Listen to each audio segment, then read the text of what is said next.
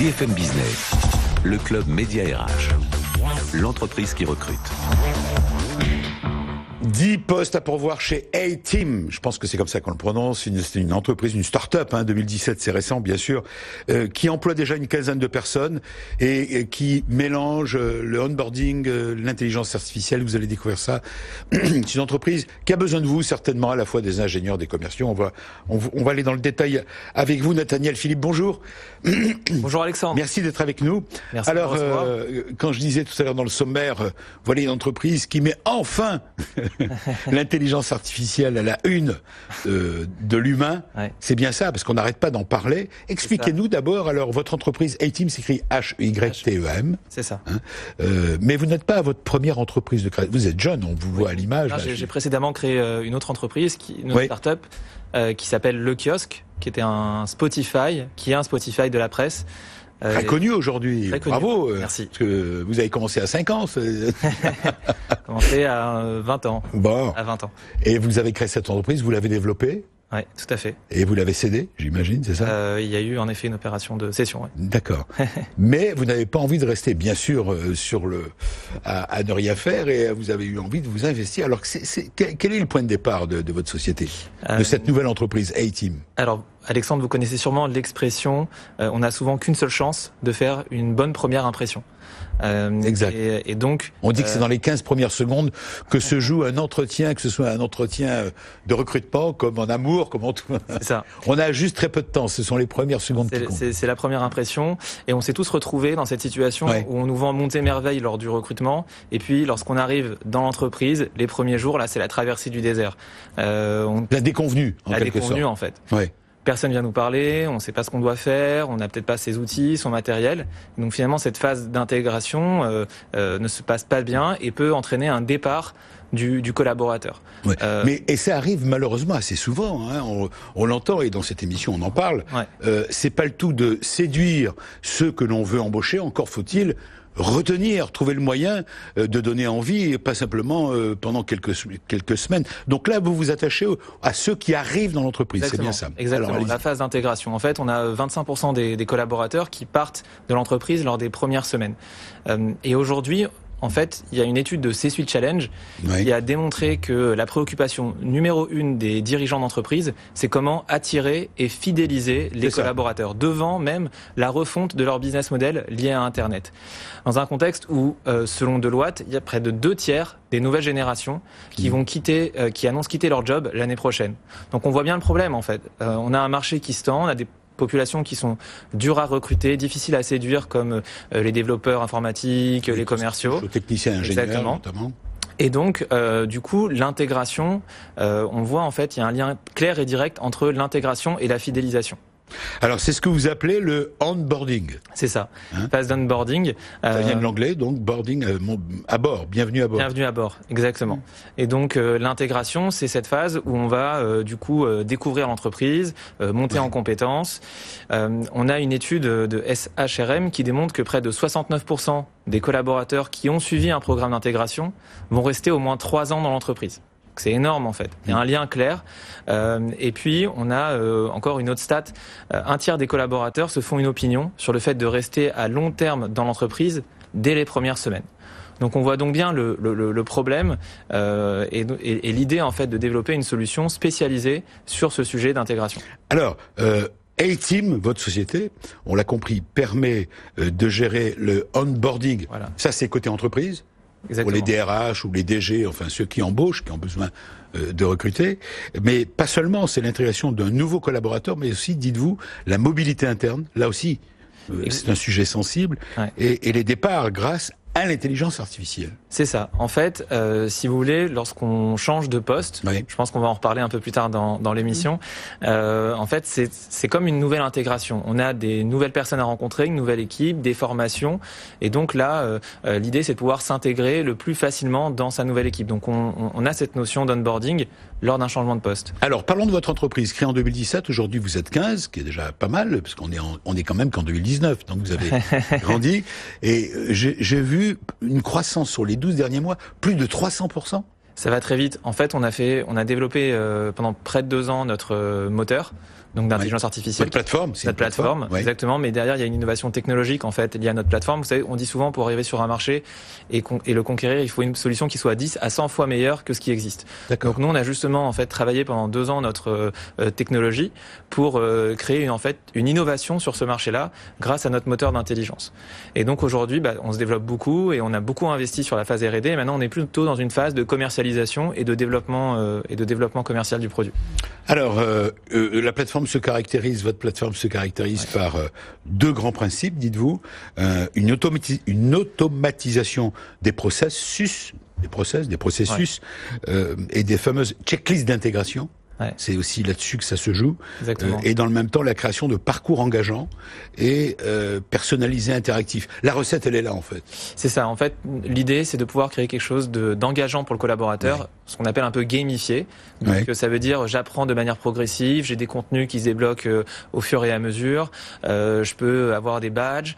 Et donc, il y a le côté engageant et interactif pour le collaborateur qui se sent impliqué. Alors, où intervient l'intelligence artificielle dont on parle tant? Alors, vous dites enfin de l'humain. L'intelligence artificielle. Pourquoi dites-vous ça? On parle d'automatisation de processus.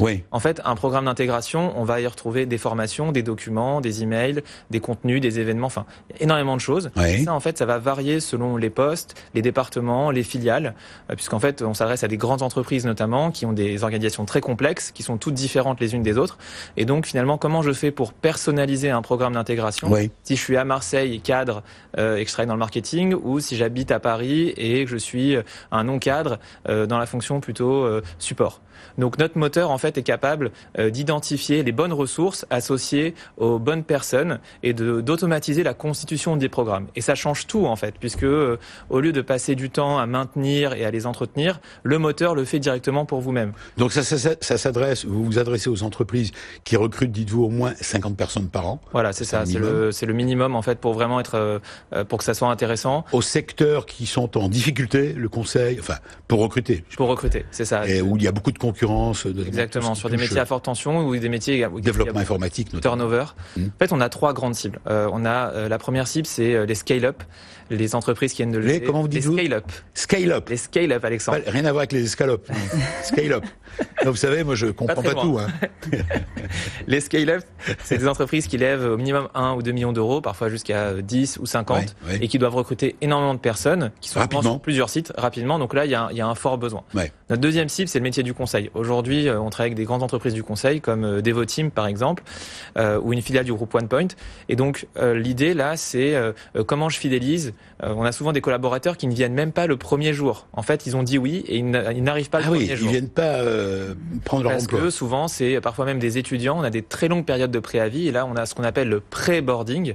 Donc c'est avant même l'arrivée. Donc comment j'entretiens et comment j'engage le collaborateur avant même son arrivée. Oui, donc vous prenez bien en amont l'embauche et l'embauche, c'est ça qui est nouveau chez vous aussi. Il y a cette partie. Dites attention, il y a toute une période avant l'arrivée du collaborateur et la préparation. J'ai vu, ça peut être préparation du matériel, des outils, création d'emails sur mesure, gestion de pré-boarding. C'est ça, exactement. Création de workflow. C'est quoi le workflow? Les workflows, c'est l'envoi de demande. Par exemple, je vais dire à 30 jours avant l'arrivée, toi, directeur informatique, prépare le matériel. 15 jours avant l'arrivée, directeur des ressources humaines, assure-toi que le contrat soit prêt. Peut-être que ce contrat, il va demander une validation du CEO. Et dans ce cas-là, s'assurer. Donc c'est des workflows et des validations. Et donc c'est des process. Et puis la troisième cible, en fait, les entreprises, on s'adresse à une autre cible qui est les grands comptes et les ETI. Donc ils recrutent beaucoup et là en fait l'idée c'est de les accompagner à gérer la complexité de leur organisation grâce à notre moteur. Alors Nathaniel Philippe, fondateur et président de A-Team, parlons maintenant des fameux postes à pourvoir. Vous dites une dizaine, on va venir après sur les conditions du pré-boarding et du boarding pour vous-même déjà. Qui recherchez-vous déjà dans un premier temps? Alors, comme je vous le disais, cette année, on va mettre vraiment l'accent sur le développement marketing et commercial. Donc, on recrute des commerciaux, grands comptes. Donc, 2 postes de développement full stack. Full stack. Donc, on continue à recruter des ingénieurs, c'est ça, full stack. Ce qu'on appelle des ingénieurs qui travaillent dans des scale-up, des fameux escalopes. C'est très drôle. Donc on a des ingénieurs en back-end et en front-end, comme on les appelle, full stack. Et puis après, vous faites ça pour me chambrer un petit peu. Là. Vous en continuez, vous en rajoutez. Non mais c'est votre langage, allez-y. C'est le langage, non mais c'est ça, on les appelle comme ça en fait. Des entreprises justement de l'innovation technologique. Alors derrière on a des commerciaux, donc des commerciaux grands comptes. D'accord. Des inside sales, c'est également des commerciaux, mais qui vont traiter plutôt le flux entrant en fait dans l'entreprise. Oui. Et puis on a des chefs de projet, puisqu'en fait s'assurer que le client gère bien le produit et soit bien installé, en fait, que le produit soit bien installé chez le client, et puis des responsables marketing, un responsable marketing. Un responsable marketing et communication c'est ça. Que vous souhaitez attirer. Vous êtes installé où se trouve la société? Alors on va aller dans le concret. On est en plein centre de Paris, dans la Silicon Valley parisienne. C'est le quartier du Sentier de Montorgueil.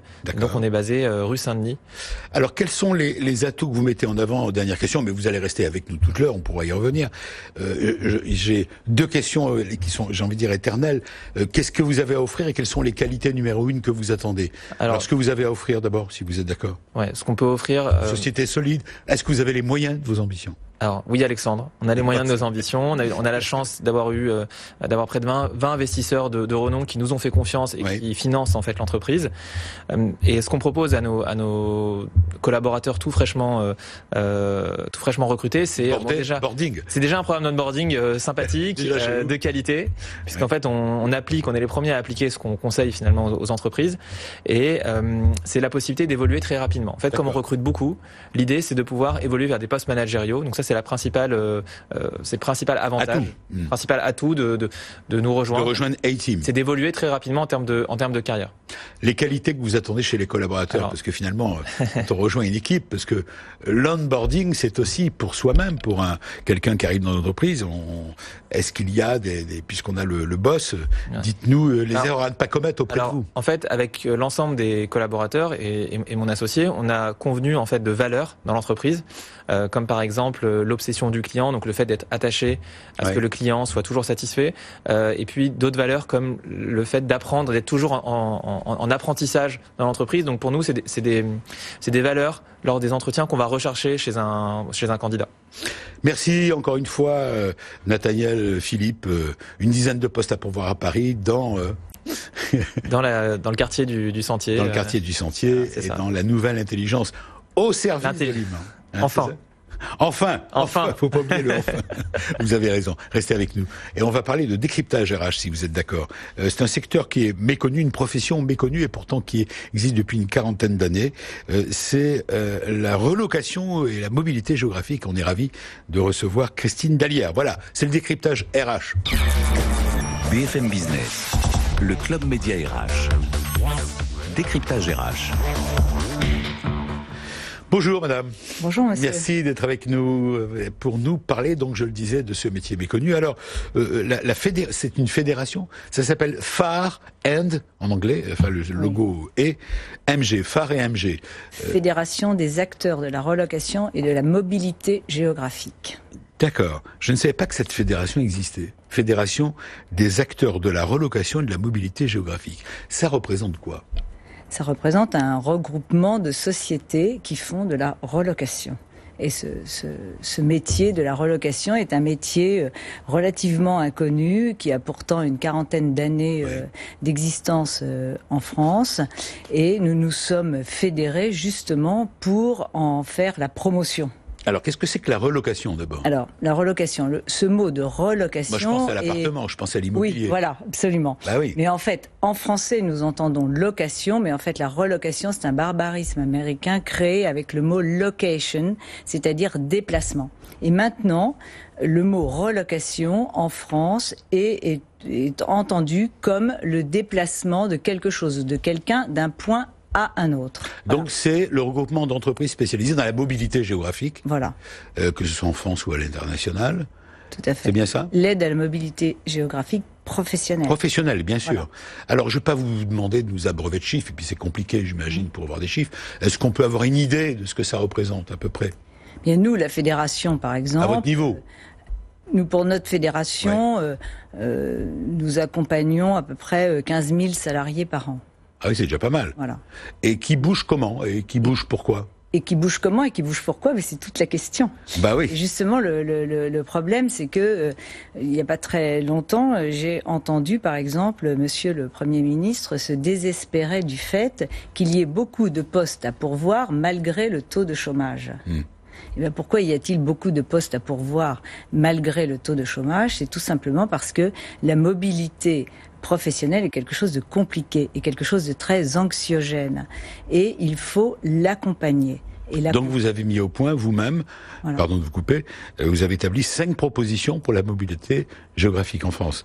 Oui, parce qu'en fait, on s'aperçoit que finalement, si les choses étaient organisées un peu en amont, si dans les entreprises il y avait un process particulier dédié à la mobilité, nous en parlions tout à l'heure, eh bien les mobilités seraient plus réussies, les gens les accepteraient. L'enjeu finalement, c'est que ça devienne un projet et non quelque chose de subi. Je comprends. Quelles sont vos 5 propositions, s'il fallait donner un mot à chacune d'elles? Nos propositions, c'est surtout d'anticiper.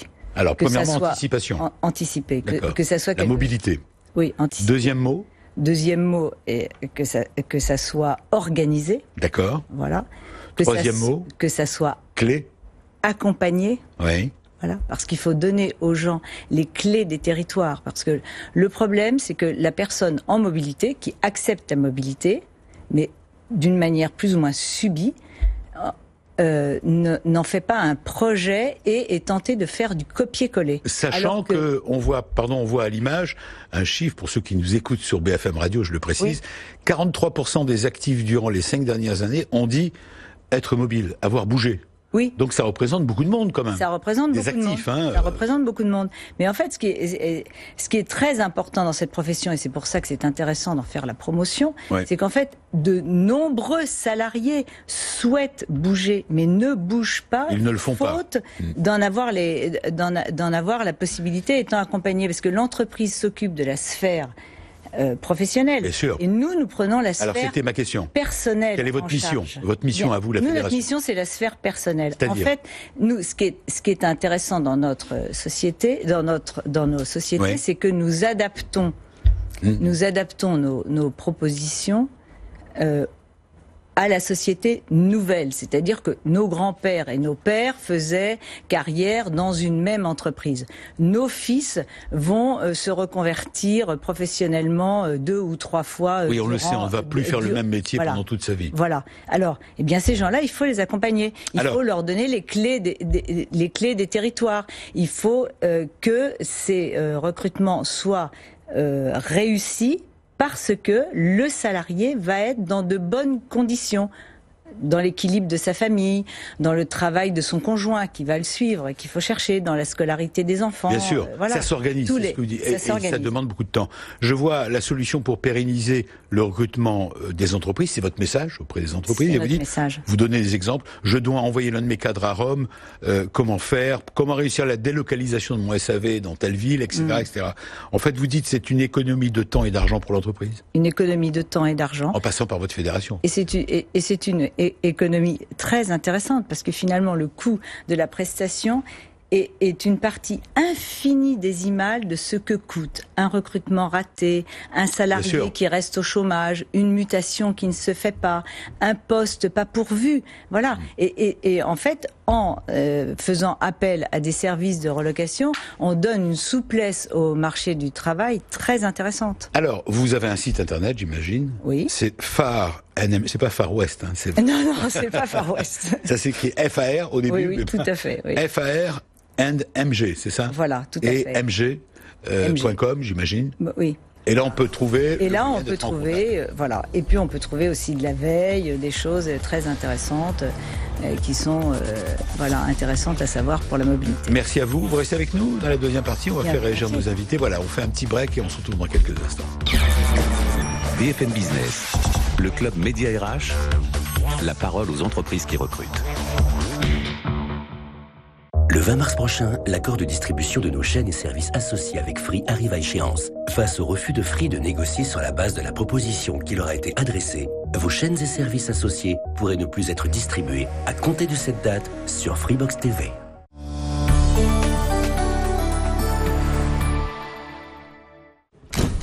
Il y a plein de gens qui jouent un rôle important dans ta vie. Allez, mais lâche rien là! Lâche rien. Mais non, t'es pas nul. Je crois en toi. Me déçois pas. J'étais sûre que tu y arriverais. Je t'aime. Réalise une vidéo sur la personne qui t'a le plus inspiré et participe au concours de l'association Moteur. Inscris-toi sur leprojetmoteur.org. The Good Life. The Good Life. Le premier magazine masculin hybride, business, lifestyle et global. Beware, extremely addictive. Pour sa 21e édition, Art Paris, le rendez-vous de l'art moderne et contemporain, porte un regard sur la création féminine en France de l'après-guerre à nos jours.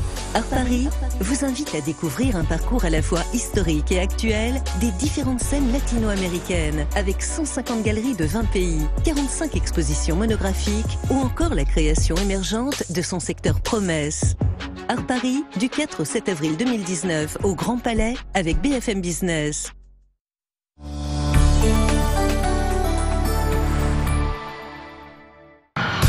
BFM Business, la parole aux entreprises qui recrutent. Le club Média RH, Alexandre Lichamp. Le club, seconde partie, je vous rappelle qu'il y a encore quelques minutes, ils sont encore là dans le studio, ils vont pouvoir réagir aux différents sujets qu'on va évoquer encore. Je suis ravi de vous rappeler que Nathaniel Philippe, le fondateur et président de A-Team, est à la recherche de 10 nouveaux collaborateurs. Rebonjour. Merci d'être avec nous, Nathaniel Philippe, qui est une société créée en 2017 et qui propose, qui a mis au point un modèle de onboarding pour les entreprises grâce à l'intelligence artificielle. Enfin, l'artificiel, enfin au service de l'humain. En première partie, toujours, nous sommes ravis d'avoir toujours Christine Dallière, rebonjour, présidente de Phare & MG, qui est une fédération des acteurs de la mobilité, on va dire ça, parce que relocation, je trouve que c'est un mauvais mot. Hein, on peut pas changer. C'est le mot dédié. On peut pas changer. C'est le mot français de mobilité. Mais mobilité, c'est un mot français. Oui, mais maintenant on dit relocation. C'est moche. C'est entendu comme ça. Ouais, c'est moche. On va s'habituer. Non, je pensais à l'immobilier, la relocation. Bon voilà, mobilité géographique. Vous restez avec nous et on va accueillir tout de suite dans cette seconde partie. D'abord, et on ouvre cette deuxième demi-heure avec un news, notre news mensuelle RH avec Julien Goharan. Bonjour Julien. Bonjour Alexandre. Comment allez-vous? Très très bien. Une mine super, vous êtes allé à la montagne. Oui, j'ai envie de profiter un peu, c'est vrai. Vous avez bien raison. Julien Goharan qui est un des membres, non pas des membres, des collaborateurs émérites de BVA, notre partenaire. Une fois par mois, le club Média RH s'ouvre avec une enquête exclusive sur un thème RH, bien sûr, qui est celui que l'on choisit. Et celui dont on va parler, c'est tout simplement les salariés et l'entretien annuel d'évaluation. Un vrai sujet de curiosité dans un domaine dans le nôtre, qui est le nôtre. Enfin, et on terminera par la start-up qui recrute, à qui on donne un coup de pouce. Également, nous sommes ravis de recevoir Laura Beaulieu. Bonjour, Laura Beaulier, pardon. Beaulier. Bonjour Laura Beaulier. Bonjour Alexandre. Merci d'être avec nous. Vous êtes présidente de Cobus. Tout à fait. Cobus Tech. Cobus tout seul, ça va aussi. Voilà, avec comme objectif de devenir le numéro 1 du parcours de soins pour les professionnels de la rééducation en France. Voilà, on va y venir dans quelques minutes, mais on va démarrer tout de suite cette deuxième demi-heure par le décryptage RH avec notre news, notre info à nous. On va créer l'actualité, on le fait, et à chaque fois ça a des répercussions avec l'enquête exclusive BA. BFM Business, le club Média RH, décryptage RH. Alors mon cher Julien, l'entretien annuel d'évaluation. Alors c'est une usine à gaz pour certains, mais voilà. Il doit s'en réaliser entre 15 et 20 millions, donc ça fait quand même beaucoup de. Ça fait du monde. Ça fait quand même beaucoup de collaborateurs qui passent par cette fourche codine. Alors justement, c'est quoi d'abord l'évaluation? Alors l'entretien d'évaluation, c'est un entretien qui doit avoir lieu tous les ans et qui consiste essentiellement à donner un retour sur l'année écoulée. C'est-à-dire sur la manière dont ça s'est déroulé, ce qui a marché, ce qui n'a pas fonctionné, des deux côtés, les objectifs des deux côtés. D'abord côté salarié, parce Absolument. que c'est au service du salarié, Absolument. Et puis au service de l'entreprise. Bien voilà, c'est un moment d'échange. C'est présenté comme un moment d'échange sur ce que j'ai réussi, est-ce que mon manager pense que j'ai réussi, ou là où j'ai des améliorations à apporter. Alors, on a voulu savoir auprès des Français, puisqu'on peut dire que, je le rappelle une fois par mois quand même, mais il faut le rappeler, avec BVA, qui est un des instituts les plus prestigieux et les plus réputés pour ses précisions, que cette enquête est nationale. On peut donner le chiffre d'ailleurs, comme on le fait à chaque fois. Oui, on a réalisé cette enquête auprès de plus de 700 salariés. Oui, c'est pas mal, de tout secteur d'activité et toute taille d'entreprise confondue, de manière à tout niveau un spectre représentatif des salariés en France. Alors, première question que vous leur avez posée, c'est les fameux camemberts. Première question, au cours des 12 derniers mois, avez-vous eu un entretien annuel d'évaluation pour savoir si ça marche? La réponse, c'est que 72% nous disent que oui. Avec des différences qui sont des différences assez significatives selon la taille de l'entreprise. C'est-à-dire que tout le monde n'est pas égal devant le fait de bénéficier ou non d'un entretien annuel d'évaluation. On est à 85% dans les grandes entreprises.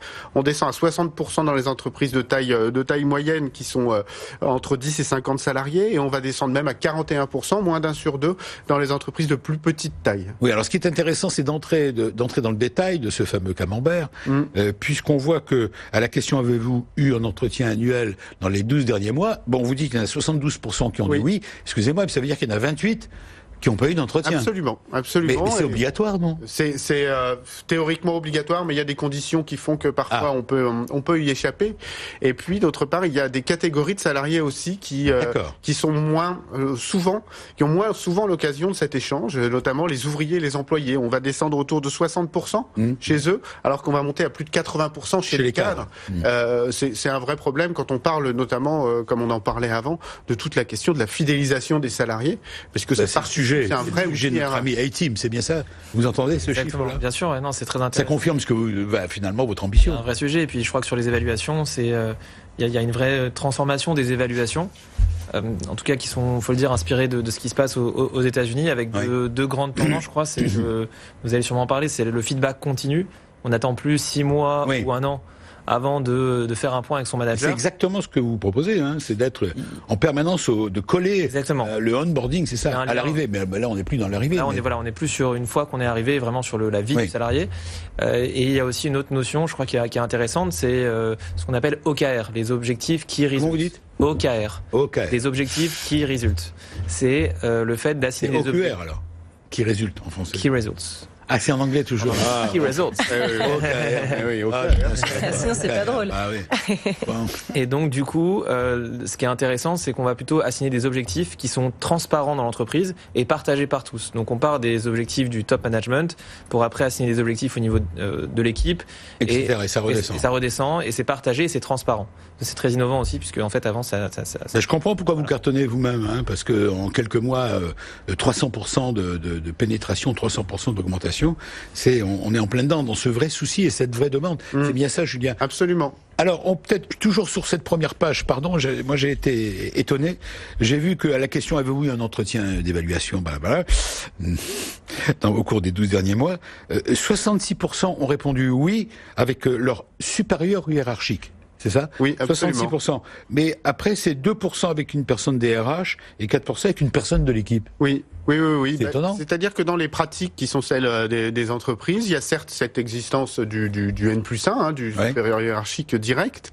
Il y a aussi la partie RH. C'est parfois les RH qui font une partie de ces entretiens. Faut pas considérer que c'est forcément un bon ou un mauvais signe, mais ils n'ont pas forcément formé les managers à faire, et donc ils exécutent eux-mêmes. Et d'autre part, parfois aussi, ce sont des collaborateurs qui sont pas des vrais supérieurs hiérarchiques au sens très structurel du terme, mais qui ont quand même des fonctions d'encadrement dans les systèmes. Il y a beaucoup de gens qui ont des fonctions d'encadrement sans que ces fonctions d'encadrement soient incarnées dans un statut. Alors, deuxième question que vous avez posée dans le cadre de cette enquête, êtes-vous d'accord avec les affirmations suivantes? Alors, on va les voir à l'image, les fameuses affirmations. Vous avez fait tout un travail de réflexion, de gamberge, je peux vous dire que... Bon, et ce qui arrive en tête pour l'ensemble des collaborateurs, êtes-vous d'accord sur les affirmations suivantes? La première que vous avez proposée, c'est constitue pour vous un moment utile. Utile, oui. Utile. Il y a 71% qui nous disent que c'est un moment utile. Donc on avait déjà 72%. Mais 71%, c'est une... Alors je vais reprendre un peu votre approche de tout à l'heure. Il y a quand même 29% qui nous disent non. C'est-à-dire que ce rendez-vous est un rendez-vous manqué quelque part. Pour 29%. Pour 29%. S'il n'a pas d'utilité, ne serait-ce que d'utilité en termes d'échange et de partage, au-delà des objectifs qui pourraient être fixés, du feedback et de sa qualité, c'est quand même un problème que pour 1 sur 3, il y a une difficulté à se projeter dans l'utilité de cet entretien. On le fait et quelque part c'est un peu subi, parce que si ça n'a pas d'utilité particulière, c'est problématique. Et il est intéressant de noter que c'est beaucoup plus le cas par exemple dans le public que dans le privé. C'est aussi souvent plus le cas dans les grandes entreprises que dans les petites.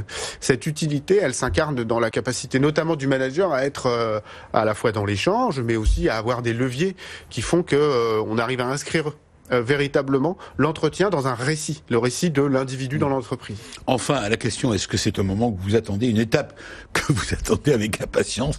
Là, on est Eh oui, 11%. Finalement, c'est le contrepoint de cette difficulté à prouver son utilité. Et je le répète, on est dans un marché relativement en tension, où les gens changent assez vite, où il y a de la mobilité. À partir du moment où on n'arrive pas à créer de l'impatience et à créer une promesse autour de ces entretiens, on en fait un phénomène qui est un phénomène un peu coup-près, c'est-à-dire que ça arrive une fois par an, mais il manque cette continuité dont vous parliez tout à l'heure, il manque, c'est le KPI du RH, quoi, c'est-à-dire tous ces éléments d'évaluation qui vont créer une véritable continuité dans l'échange, et c'est vraiment la continuité qui aujourd'hui interpelle les salariés. Alors vous qui parlez de mobilité, pardon, on fait un petit break avec vous, Julien, vous qui vous intéressez, on l'a entendu, et vous êtes la présidente de la Fédération des acteurs de la relocation et de la mobilité géographique. Est-ce que c'est utile, justement, dans le cadre pour préparer la mobilité d'un collaborateur, cet entretien annuel d'évaluation? Mais c'est majeur. C'est majeur. Et si les... C'est là qu'on peut déceler. Et nous, ce que nous proposons, c'est précisément de mettre au point des vrais process pour bien identifier les gens qui sont mobiles, qui le souhaitent.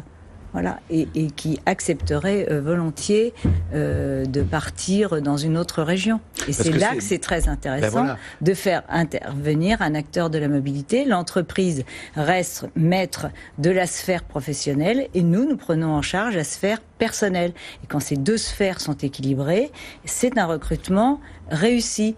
Et tout à l'heure, nous parlions de collaborateurs qui restaient peu de temps dans une entreprise. Eh bien, une mobilité géographique professionnelle, par exemple, nous n'avons pas trouvé la bonne maison, nous n'avons pas réussi à intégrer nos enfants dans un cursus d'études qu'ils avaient, et ça fait que le salarié repart. L'entretien annuel d'évaluation peut permettre justement d'échanger. Alors on continue dans l'enquête que vous avez menée. Cette fois, vous avez posé la question, qu'attendez-vous en priorité de votre entretien en premier, en deuxième, en troisième, etc. Absolument. Alors, qu'est-ce qui arrive en premier chez les salariés que vous avez interviewés? Alors, ce qui arrive en premier nous donne une vision un peu du hiatus qui peut exister, c'est-à-dire qu'on n'en attend pas forcément ce que c'est censé donner aujourd'hui. Le premier, il fonctionne bien, c'est avoir un retour sur son travail. Bien sûr, et c'est finalement la capacité de feedback. Alors peut-être avec une distorsion temporelle, c'est-à-dire que ça arrive au bout d'un an, alors que on sait qu'une année professionnelle, c'est plein d'événements et c'est peut-être aussi comme cette vous l'avez dit, une année. Voilà. Une année, voilà, exactement.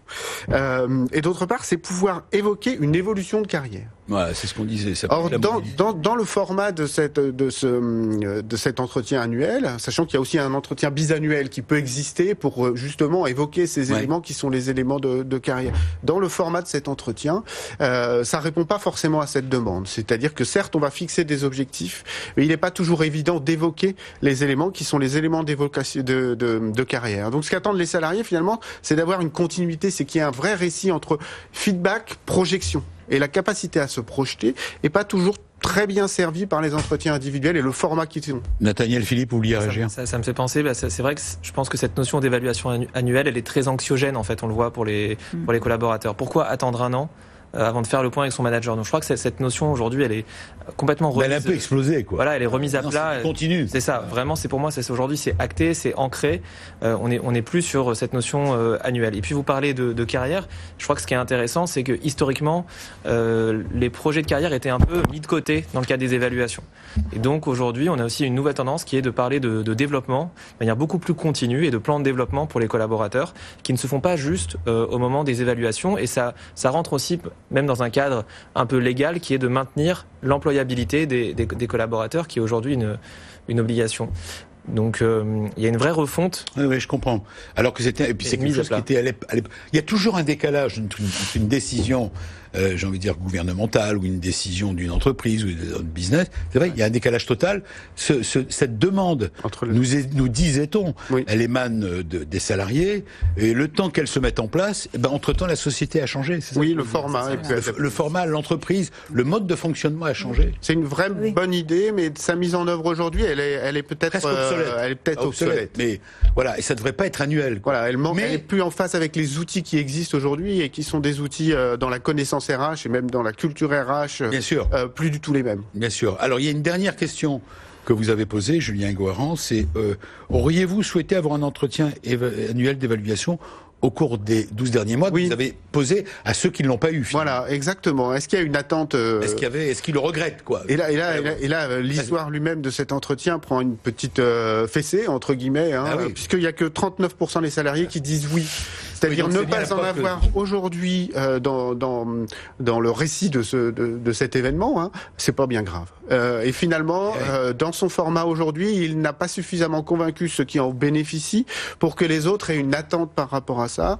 Ce qui se dit de l'entretien est pas à la hauteur de la promesse initiale, qui est généreuse et sans doute très intelligente, qui est de dire on a besoin de créer un échange, mais que cet échange il doit être beaucoup plus continu, beaucoup plus souple et peut-être moins couperet que ne peut l'être l'entretien, même si les managers aujourd'hui sont beaucoup mieux formés qu'il y a 4 ou 5 ans de ce point de vue-là. Ce que vous disiez à la fois vous, Christine Dallière, vous allez pouvoir là encore recommenter, j'imagine, et vous, Philippe, et Nathaniel Philippe, vous, madame, vous êtes d'accord avec cette analyse, quoi. On est en train de montrer que finalement cette demande qui était justifiée et largement justifiée, qu'il y ait cet échange avec la hiérarchie, elle arrive un peu tard, quoi, parce que les outils sont là. Il y a de nouveaux outils entre-temps qui permettent, et vous en êtes la preuve, vous, avec votre innovation A-Team, mais d'abord vous. C'est l'adaptation à la société qui évolue, qui est très nécessaire. Et nous, notre service de relocation est aussi de plus en plus de mobilité, de mobilité professionnelle. Pour ceux qui nous prennent en cours, on va dire, on parle d'immobilier. Non, mais location, c'est très important. Ce métier s'appelle comme ça. Donc il faut, mais vous avez vu tout à l'heure qu'il y a eu beaucoup de noms anglais dans les entreprises. Je reprends chacun pour retrouver son nom français. Non, mais c'est international. C'est international. Parce que nous n'avons pas parlé de la mobilité professionnelle internationale, mais c'est aussi très important que nous accompagnions à l'international. C'est l'image de la France dans le monde. Et c'est l'accueil aussi de nouveaux talents qui nous sont indispensables. Alors, juste pour revenir sur le, pardon de vous couper, mais sur cette enquête, donc vous dites que, oui, là aussi, vous êtes d'accord, on voit bien, le sondage le prouve, que tout cela est dépassé, Nathaniel?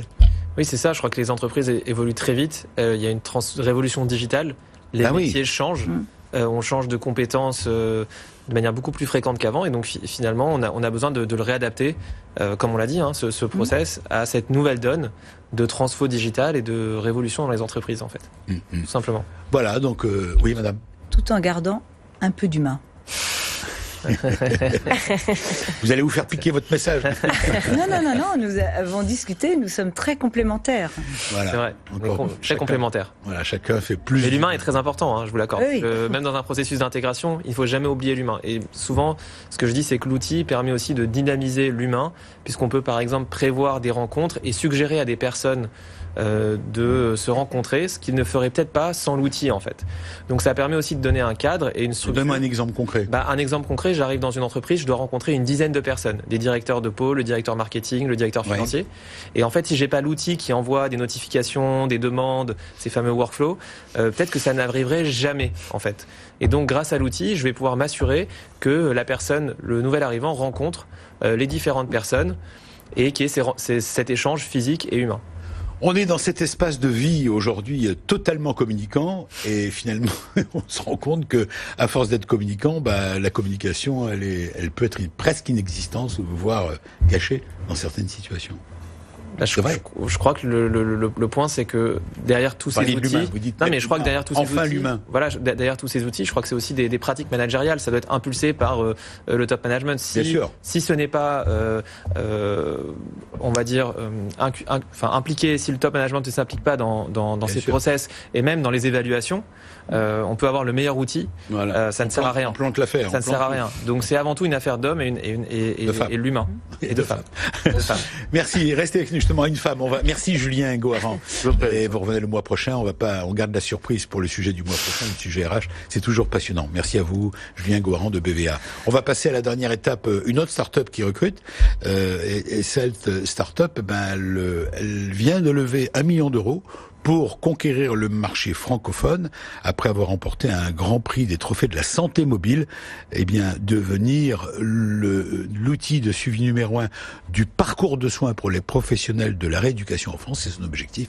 Et elle a des postes à pourvoir, pourquoi pas vous? Allez, la start-up qui recrute. BFM Business, le club média RH, la start-up qui recrute. Bonjour Laura Bollier.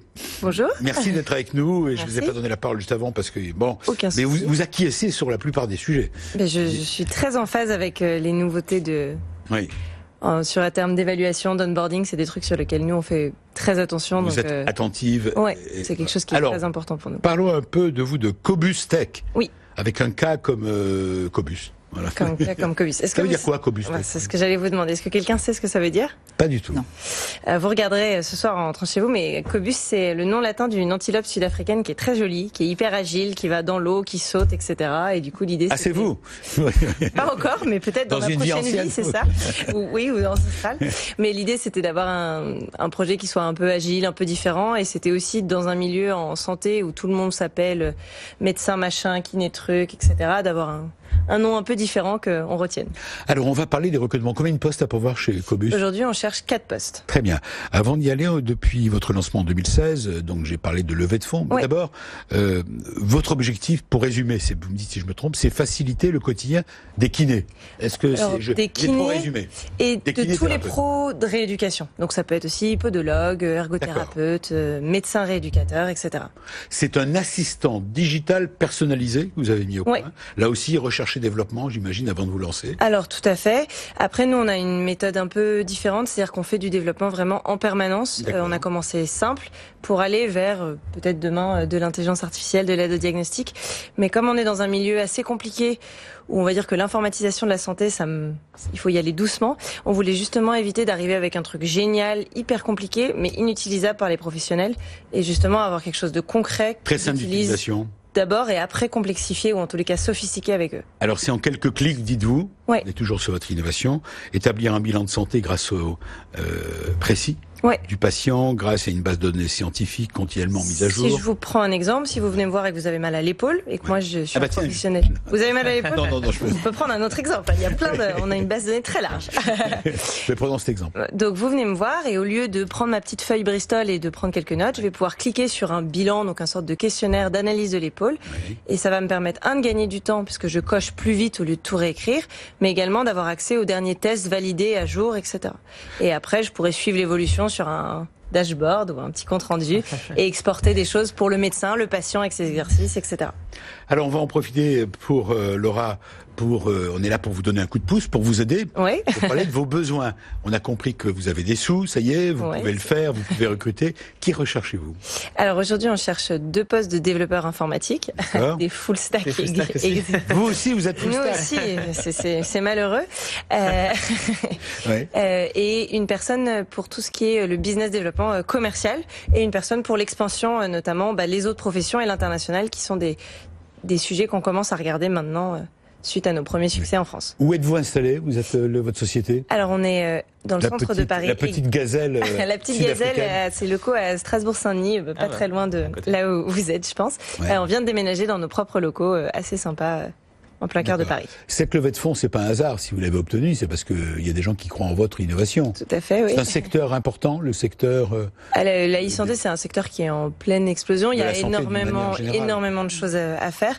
Le marché de la rééducation est un marché qui avait été un peu laissé pour compte. Au début, on s'est plus intéressé aux médecins, aux chirurgiens, ça fait plus... Oui, bien sûr. Ça fait sexy. Oui. Mais il y a des énormes besoins. Aujourd'hui, il y a 1,8 million de consultations de kiné par jour en France. Donc c'est vraiment... Par jour ? Par jour, c'est énorme.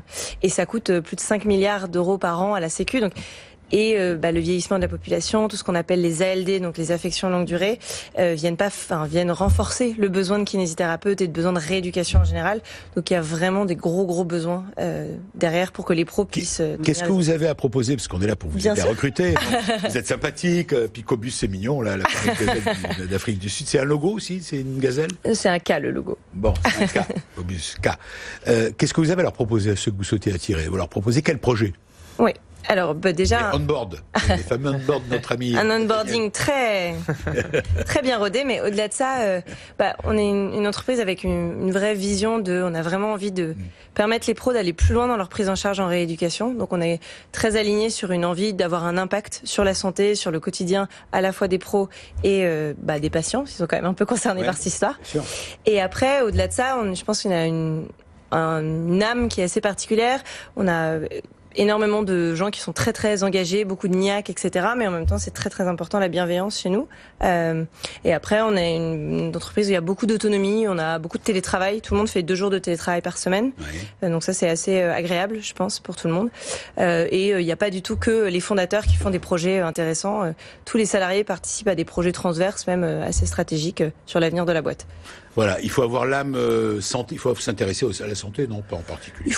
C'est mieux, ça peut toujours être intéressant, mais il faut surtout avoir envie de faire un truc qui sert à quelque chose et de le faire dans la bonne humeur. Merci à vous, merci Laura Bollier. Voilà, il nous reste 30 secondes pour vous remercier d'abord et vous souhaiter un bon fin de week-end. Et juste un mot sur, vous avez un site peut-être internet où on peut aller. Allez-y, bien sûr, A-Team, HEYTEAM.com. Et non, c'est cobusapp.com, donc KOBUSA2P.com. Bon, BVA, pour BVA, c'est simple. BVA.fr. Et vous, madame? Non, mais vous l'avez déjà donné, mon site. Moi, je profite de ce temps pour réagir. Si certains jeunes développeurs veulent répondre à leur annonce, surtout qu'ils demandent une mission de relocation. Merci à vous. Allez, bonne fin de week-end pour pas dépasser l'horaire. Et je vous souhaite un bon dimanche. Et on se retrouve le week-end prochain avec d'autres infos. D'autres postes à pourvoir. Salut! BFM Business, le club Média RH, la parole aux entreprises qui recrutent.